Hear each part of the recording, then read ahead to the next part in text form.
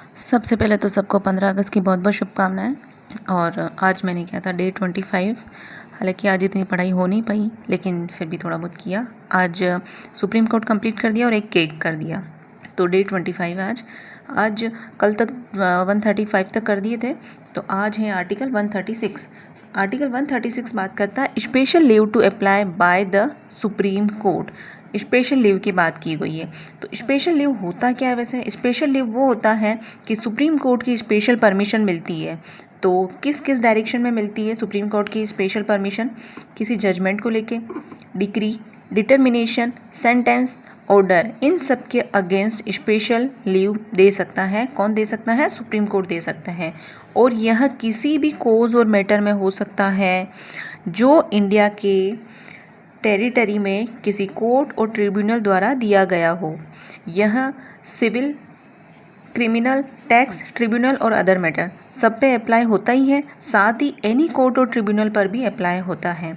और ये जो अप्लाई नहीं होता है, आर्म फोर्सेस पे अप्लाई नहीं होता है। बैरेट में बहुत लॉन्ग लैंग्वेज दी रखी थी, मैंने बिल्कुल शॉर्ट कर दिया है। और अब बात करते हैं आर्टिकल 137। आर्टिकल 137 बात करता है रिव्यू ऑफ जजमेंट्स और orders bye the supreme court. Supreme court अपने ही जजमेंट और ऑर्डर का रिव्यू कर सकता है। ठीक है, वन वर्ड में पूछा जा सकता है, ऑब्जेक्टिव में कर सकता है या नहीं कर सकता है, तो कर सकता है। आर्टिकल 138 बात करता है enlargement of jurisdiction of the supreme court. Enlargement of jurisdiction of the supreme court. Close 1 बात करता है पार्लियामेंट यूनियन लिस्ट मैटर्स में सुप्रीम कोर्ट की जुरिस्डिक्शन बढ़ा सकती हैं। कौन से मैटर्स में? यूनियन लिस्ट मैटर्स में सुप्रीम कोर्ट की जुरिस्डिक्शन बढ़ा सकती हैं। साथ ही साथ क्लोज 2 बात करता है कि यूनियन प्लस स्टेट जो है ना, दोनों मिलके स्पेशल एग्रीमेंट बनाकर सुप्रीम कोर्ट को एडिशनल जुरिस्डिक्शन पावर दे सकती है। अब बात करते हैं आर्टिकल 139 की। आर्टिकल 139 बात करता है conferment on the supreme court of powers to issue certain, क्या चीज़ है? रेट्स की बात की हुई है। और रेट्स जो कि हम लोग 32, 139, 226 इन सब में दे रखा है। तो parliament additional rates power, parliament द्वारा एडिशनल रीट पावर दे सकते हैं। तो 32 में किसकी बात करिए? फंडामेंटल राइट के अंदर रीट दे रखी है। 139 जो अभी पढ़ा सुप्रीम कोर्ट की एक्स्ट्रा रीट पावर, ठीक है। और 226 हाई कोर्ट की वाइडर रीट पावर, ताकि तीनों में डिफरेंस पता रहे कि किसमें क्या कौन सी रीट की बात करी हुई है। इसने मैंने ये अलग से लिख दिया था, ठीक है। आर्टिकल 139A बात करता है ट्रांसफर ऑफ सर्टेन रीट की, रीट का ट्रांसफ़र करने का। तो इसका जो अमेंडमेंट हुआ है वो हुआ है 42nd कॉन्स्टिट्यूशनल अमेंडमेंट 1976 में हुआ था। तो इसके जो 2 क्लोजेज हैं इसमें दे रखा है कि हाई कोर्ट से सुप्रीम कोर्ट में ट्रांसफ़र किया जा सकता है। क्या चीज़? Transfer of certain cases high court से सुप्रीम कोर्ट में ट्रांसफ़र किया जा सकता है अगर सेम या substantially same question of law supreme court और या एक से अधिक हाई कोर्ट में पेंडिंग चल रहे हैं।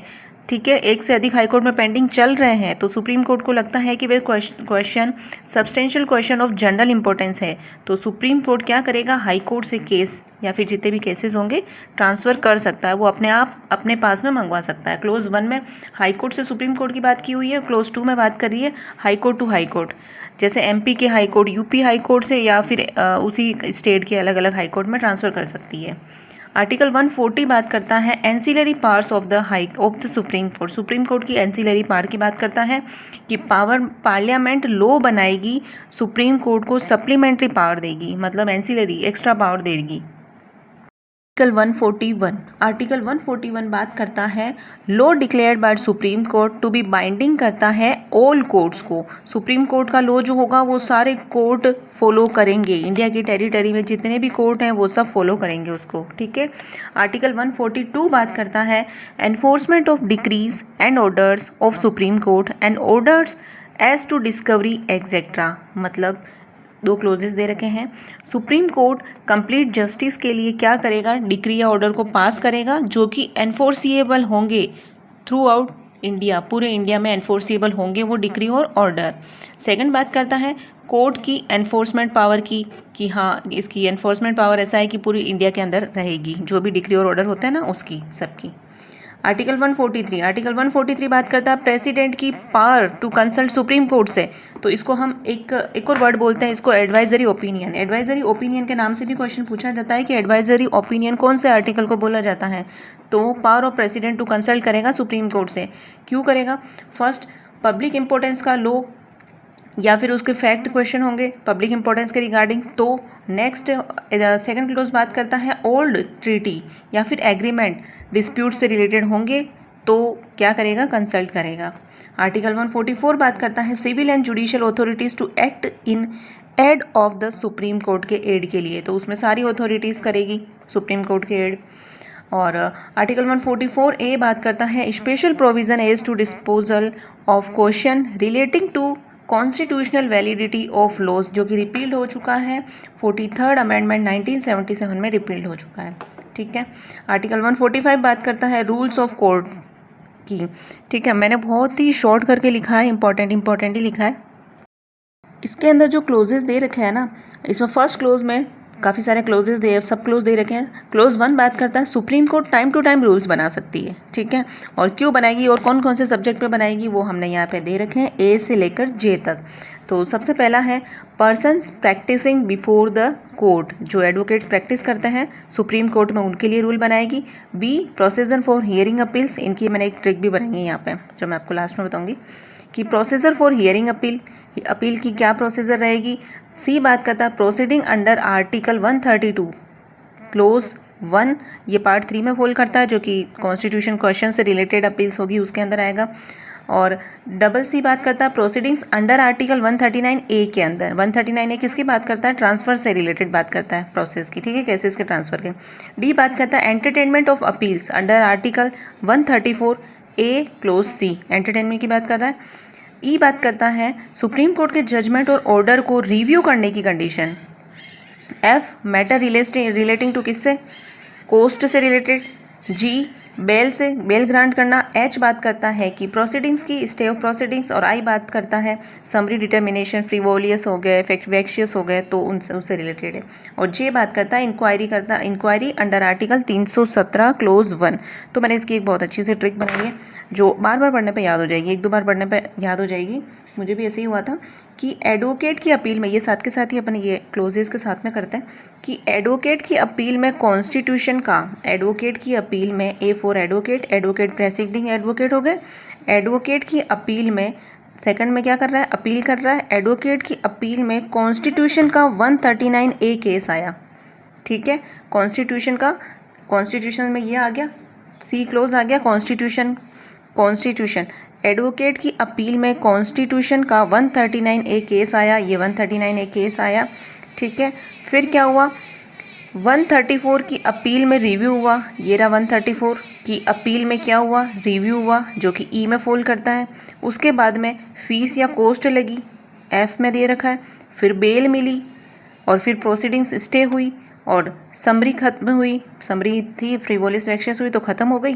और 317 में क्या हो गई, इंक्वायरी हो गई। ये ट्रिक अगर आप 2-3 बार पढ़ेंगे तो आपको ज़रूर लर्न हो जाएगी। ईजी ट्रिक है, मैंने भी इसी तरीके से किया था। अब फिर बात करते हैं क्लोज 2 की। क्लोज 2 बात करता है सुप्रीम कोर्ट के रूल्स बनाने के लिए प्रेसिडेंट की अप्रूवल डेफिनेटली ज़रूरी होती है, बिना प्रेसिडेंट के अप्रूवल के इस रूल्स आप नहीं बना सकते। क्लोज 3 बात करता है सुप्रीम कोर्ट में किसी substantial question of law as to the interpretation of the constitution का फैसला हो तो केस की हियरिंग के लिए कम से कम कितने जजेस चाहिए, 5 जजेस चाहिए। ठीक है, ज़रूरी है, कंपलसरी है। इस टाइप के क्वेश्चन के लिए substantial question of law as to the interpretation of the constitution के लिए 5 जज बेंच होना जरूरी होती है। और 4 बात करता है कि ओपन कोर्ट में हियरिंग होनी चाहिए। फिर फिफ्थ में मेजोरिटी को लेके बात की हुई है कि जैसे 5 जजेस थे उसमें से 3 अलग वोट कर रहे हैं और 2 का अलग है और 3 का ओपिनियन अलग है, तो 3 को मेजोरिटी दी जाएगी। तो मेजोरिटी का जो डिसीजन होगा वही फाइनल डिसीजन होगा और जो डिसेंट होंगे, जो असहमत हुए, उनकी अलग से ओपिनियन लिखी जाएगी। ठीक है, अब बात करते हैं आर्टिकल 147। आर्टिकल 147 बात करता है officers and servant and the expenses of the supreme court के। तो पहले तो इनका अपॉइंटमेंट कौन करता है, फर्स्ट में अपॉइंटमेंट कौन करता है, या तो चीफ जस्टिस ऑफ इंडिया करता है या फिर चीफ जस्टिस ऑफ इंडिया किसी पर्सन को अपॉइंट करता है, मतलब जज या ऑफिसर को अपॉइंट करता है तो वो इनका अपॉइंटमेंट करेगा। प्रोवाइडेड में दे रखा है अपॉइंटमेंट किसी यूपीएससी से, अगर यूपीएससी से रिलेटेड है तो उसमें कंसल्टेशन की ज़रूरत है तो उनका कंसल्टेशन करना पड़ेगा आपको। और सेकंड क्लोज में बात करी है कि कंडीशन ऑफ सर्विस की क्या क्या कंडीशन है, जो कि चीफ जस्टिस ऑफ इंडिया या चीफ जस्टिस ऑफ इंडिया द्वारा ऑथोराइज जज या ऑफिसर जो होता है वो रूल्स बना सकती है इसके रिगार्डिंग। और थर्ड बात करता है एक्सपेंसेस जो चार्ज होंगे वो कंसोलिडेटेड फंड से ही चार्ज होंगे। ठीक है, और लास्ट आर्टिकल है आर्टिकल 147 जो इंटरप्रिटेशन क्लोज से है, तो इसमें से कोई क्वेश्चन विशेष बनता नहीं है। उसके बाद में चैप्टर नंबर 5 जो कि फॉल करता है केक से, तो वो भी थोड़ा छोटा ही था, तो इसीलिए मैंने आज ही कर लिया कि comptroller and auditor general of India, जिसको केक बोला जाता है, ये फॉल करता है 148 से 151 तक। तो इसमें से 148 ही ऐसा है जो थोड़ा डिटेल में पढ़ने लायक है। तो आर्टिकल 148 बात करता है comptroller and auditor general of India, cake की बात करता है। तो सबसे फर्स्ट बात करता है कि केक का अपॉइंटमेंट कौन करता है, प्रेसिडेंट करता है, और रिमूवल कैसे होगा, सुप्रीम कोर्ट के जजेस का जो प्रोसेस होता है ना, उस टाइप से इसका सुप्रीम कोर्ट उसी टाइप से रिमूवल होगा। नेक्स्ट बात करता है ओथ और अफर्मेशन की। ओथ और अफर्मेशन कौन सा फॉर्म में दे रखा है, 3rd शेड्यूल में दे रखा है। तो ऑथर अफर्मेशन या तो प्रेसिडेंट के सामने करेगा या फिर प्रेसिडेंट द्वारा ऑथोराइज कोई पर्सन होगा तो उसके सामने करेगा, ठीक है। 3rd क्लोज में दे रखी है salary and conditions of service. Salary हमेशा आप अभी तक इतने सारे हमने पढ़े, उसमें सिर्फ एक ही है कि सैलरी पार्लियामेंट डिसाइड करेगी, और जब तक पार्लियामेंट नहीं कर लेती तब तक सेकंड शेड्यूल के अकॉर्डिंग चलेगी। 4th बात करता है केग ऑफिस छोड़ने के बाद गवर्नमेंट ऑफ इंडिया और एनी स्टेट गवर्नमेंट के अंडर कोई फर्दर ऑफिस लेने के लिए एलिजिबल नहीं होगा, वो ज्वाइन नहीं कर सकता, ठीक है। इंडिपेंडेंसी हो गई है इसमें केक की। 5th बात करता है प्रेसिडेंट की। प्रेसिडेंट मतलब इसमें 5th में जो बात हो रही है प्रेसिडेंट केक से कंसल्टेशन के बाद क्या बनाएगा, रूल बनाएगा। और रूल कौन कौन से बनाएगा, first Indian audit and accounts department के लिए, और एक बनाएगा एडमिनिस्ट्रेटिव पावर के लिए, ठीक है, जो कि केक की एडमिनिस्ट्रेटिव पावर है उसके लिए रूल बनाएगा। और इसी में 6 क्लॉज है, 6 क्लॉज की बात करी है। 6 में बात करी है एडमिनिस्ट्रेटिव एक्सपेंसेस जो कि कंसोलिडेटेड फंड से ही चार्ज होंगे, ओके। आर्टिकल 149 बात करता है duties and power of the cake, जो कि कौन बनाएगा, मतलब डिसाइड कौन करता है, पार्लियामेंट लो बनाएगी इसके रिगार्डिंग। आर्टिकल 150 बात करता है form of account of the union end of the states, मतलब केक क्या करेगा, एडवाइस देगा, किसको देगा, प्रेसिडेंट को देगा, और प्रेसिडेंट क्या करेगा, अकाउंट का फॉर्म क्या करेगा, प्रेस्क्राइब करेगा। केक एडवाइस देगा प्रेसिडेंट को अकाउंट्स का फॉर्म प्रेस्क्राइब करने की। आर्टिकल 151 ऑडिट रिपोर्ट्स की बात करता है, इसमें सिर्फ 2 क्लोजेज हैं। ऑडिट रिपोर्ट में 2 क्लोजेज है, दोनों में एक में तो बात करी है कि यूनियन के अकाउंट्स की ऑडिट रिपोर्ट की बात करी है, दूसरे में स्टेट के अकाउंट्स की ऑडिट रिपोर्ट की बात करी है, ठीक है। तो फर्स्ट क्लोज यूनियन के अकाउंट्स की ऑडिट रिपोर्ट जो होती है वो प्रेसिडेंट को सबमिट की जाती है, और फिर प्रेसिडेंट उस रिपोर्ट को पार्लियामेंट के दोनों हाउसेस के सामने ले करवाता है। जबकि स्टेट के अकाउंट्स की ऑडिट रिपोर्ट किसके सामने करेंगे, गवर्नर के सामने करेंगे। ये प्रेसिडेंट के सामने करेंगे और ये गवर्नर के सामने करेंगे, ठीक है, सबमिट की जाएगी, और फिर गवर्नर उस रिपोर्ट को स्टेट लेजिस्लेचर के सामने ले करवाएगा। आज मैंने ये सारा कंप्लीट किया। अगर आप लोगों को अच्छा लगे प्लीज़ वीडियो को लाइक शेयर करें, सब्सक्राइब करें मेरे चैनल को। बहुत मेहनत से बिल्कुल मतलब डायरेक्ट को बिल्कुल शॉर्ट करके नोट्स बना रही हूँ। को पढ़ने के बाद में आपको डायरेक्ट खोलने की भी ज़रूरत नहीं पड़ेगी, बिल्कुल भी, और ट्रिक भी बिल्कुल आपको कुछ भी देखने की ज़रूरत नहीं है। तो प्लीज़ सपोर्ट करें, जुड़े रहे मेरे साथ। अगर कहीं मुझसे मिस्टेक हो रही है तो प्लीज़ मुझे कमेंट सेक्शन में ज़रूर बताएं।